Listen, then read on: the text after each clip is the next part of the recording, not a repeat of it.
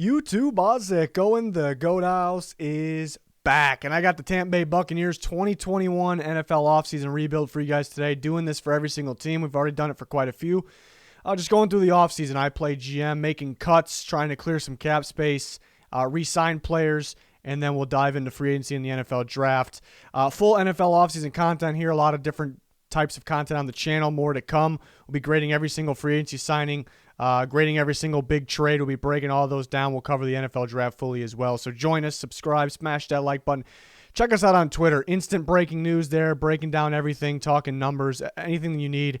Will be supplied on the Twitter there, so check it out. Link in the comments. And you see underneath me, walkthemock.com, the very best mock draft simulator out there. You can draft against other users. There's always drafts going on, and you can draft with your friends, create your own lobbies. It's very cool. Ends up being very cheap if you use my code GOATHOUSE, so make sure to do that. Again, link in the comments. Here's our Twitter, just constantly talking news. Duke Johnson got cut this morning. Just talking everything football related here and channel updates as well. Here's a little cheat sheet that I'll pin a link in the comments for. It's live updates. So I updated the Texans right here based on Duke Johnson being released. So pretty useful stuff. Check it out. The Buccaneers rebuild. Time for that. Cap space should be around $26 million. We'll know the exact number once the NFL releases team salary caps of the year.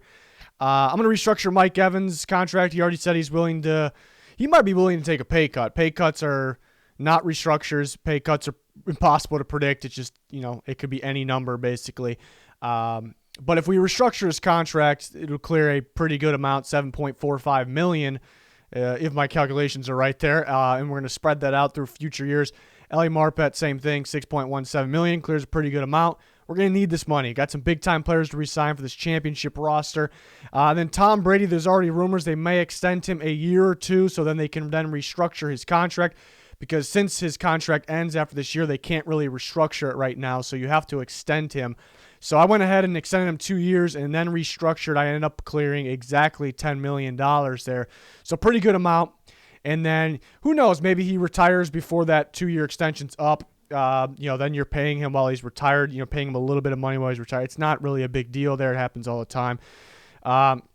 So then we have $50 million in cap space, which is quite a bit, but you see the big time players we have to re-sign here.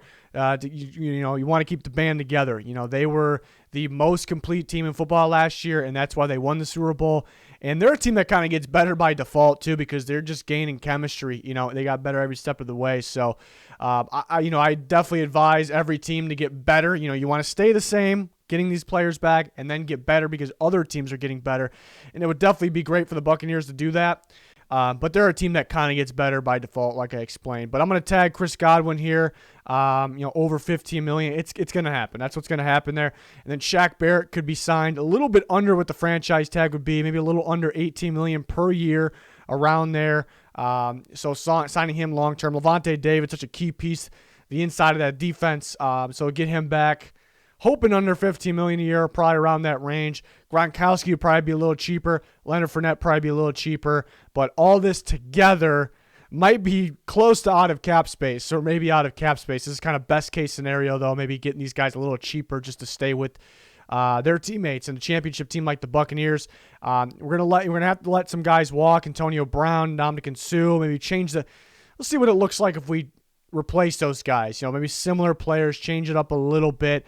The good news for the Buccaneers, this offseason, because there's going to be a lot of 1 or 2 year deals, mainly 1 year deals, because the cap space drop, I think a lot of players will decide, well, if I'm going to sign a 1 year deal, I'm going to go sign for a contender. So Buccaneers might be able to get some damn good, damn solid, good, veteran players for cheap. We'll see. They're going to have to be cheap.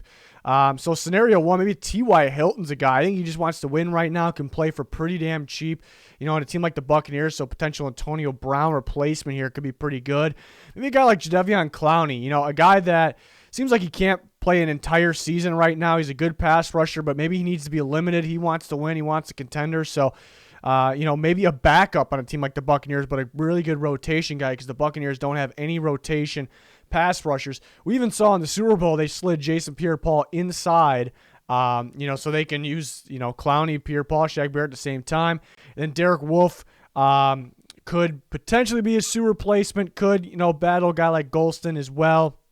And they go into the draft with really no needs. You kind of just got to look out for the future. But, yeah, remember, we don't have Sue back in this scenario. So grabbing a guy like Christian Barmore could be ideal, and he could start right away, could help out a ton.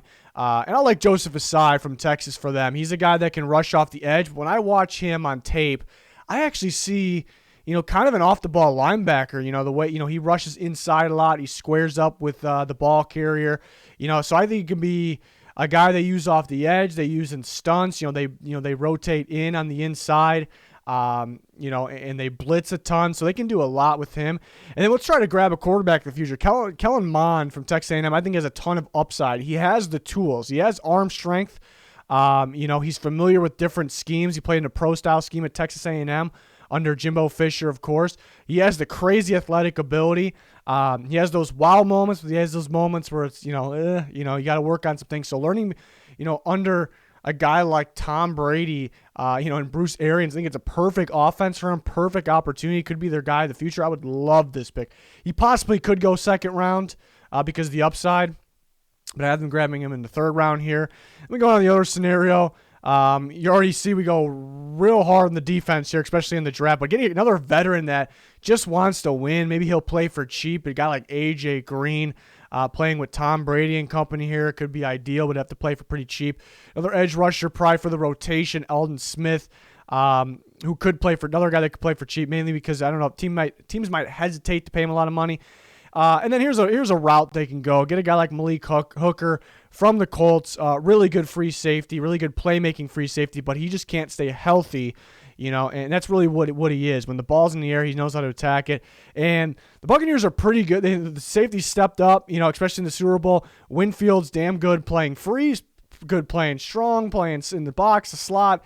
But getting a true free safety to kind of cover the deep, maybe not playing every single down, could be a little cheaper, could be a solid pickup. And we just go pretty much defensive line, including edge, in the draft. This team, a big reason why they won, where they got to, and they won the Super Bowl was because of their pass rush, and they want to keep that fresh and get ready for the future. Azeez Ojulari from Georgia, I think is a really good fit off the edge. Shaq Barrett's going to be coming back. We'll see how long, but Jason Pierre-Paul's got one more year left in his deal. So Ojulari could be rotation right away, near future starter off the edge. I think a good fit.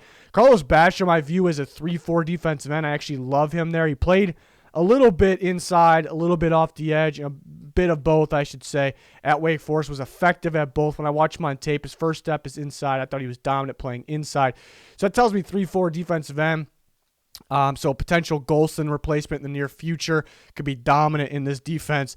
And then we need that Ndamukong Suh replacement. A guy like Marvin Wilson can be that replacement there. So we're just filling up that defensive line and pass rush there with this group. So yeah, they won't be spending big money, in terms of free agency.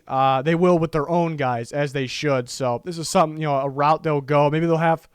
Maybe it'll be more, minor signings, than these guys. Some big name guys that could play for cheaper. So we'll see what they do. They'll have to clear some space. This might be the route they go in terms of these restructures. I didn't have any cuts. They could cut a guy like Cameron Brate if they feel confident. If they want to bring Gronk back, they feel confident with O.J. Howard. They could go that route. So we'll see what the route is that they go. Can't wait for this NFL offseason here. We're kind of already getting started with a bunch of cuts and things, but we'll have you covered for everything. Anything NFL-wise you can think of, we got you, whether it's here or on our Twitter. Check out those links in the comments description. Subscribe, smash that like button, turn notifications on so you don't miss a thing. Maybe some live streams coming back. So, yeah, those notifications need to be on there. It's going to do it, though. Thanks for watching. Goodbye.